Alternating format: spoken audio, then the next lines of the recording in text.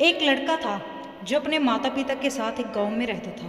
वह लड़का पढ़ने लिखने में तेज था, लेकिन उसके दोस्तों की सोच थी कि यदि वह लिख पढ़कर कोई नौकरी प्राप्त कर ले तो उनका जीवन सुखमय हो जाएगा और इस दुनिया की कोई भी वो सुख अपने धन दौलत से खरीद सकते हैं।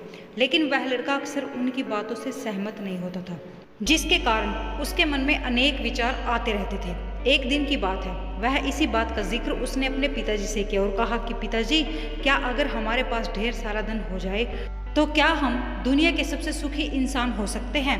तो यह बात सुनकर उस लड़के के पिताजी ने कहा कि ठीक है, शाम को जब मैं अपने काम से वापस लौटकर आऊँगा तो इसके बारे में हम बात करते हैं। और फिर शाम को उस लड़के के पिताजी ने अपने बगीचे के लिए आम का एक नन्हा सा पौधा लाए और फिर अपने बेटे के साथ अपने बगीचे में उसे लगाने जाते हैं। फिर अपने बेटे के साथ मिलकर उस आम के पौधे को ज़मीन में लगा देते हैं। इसके बाद उस लड़के के पिताजी कहते हैं कि देखो बेटा, तुमने आज सुबह पूछा था कि क्या धन से ही सारे सुख प्राप्त किए जा सकते हैं, तो इस आम के पेड़ को देखो और सोचो कि क्या हमने इसे बेकार में ही लगा दिया है, क्योंकि इस पौधे को पेड़ बनने में काफ़ी समय लगेगा और फिर इस पर फल आने में भी वक्त लगेगा और हो सकता है कि इसके फल हमें खाने को मिले या ना मिले। इससे हम सभी यही सोचते हैं कि यह समय की बर्बादी है।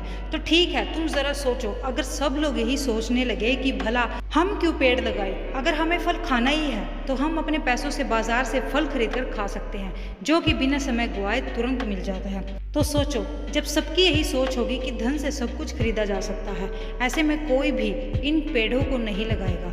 तो एक दिन ऐसा भी आएगा कि इस धरती पर सबके पास तो खूब धन दौलत हो सकता है, लेकिन जब फल देने वाले पेड़ पौधे नहीं होंगे तो सोचो भला इन पैसों का क्या मोल, जब इनसे खाने के लिए भोजन या फल आदि ना मिले।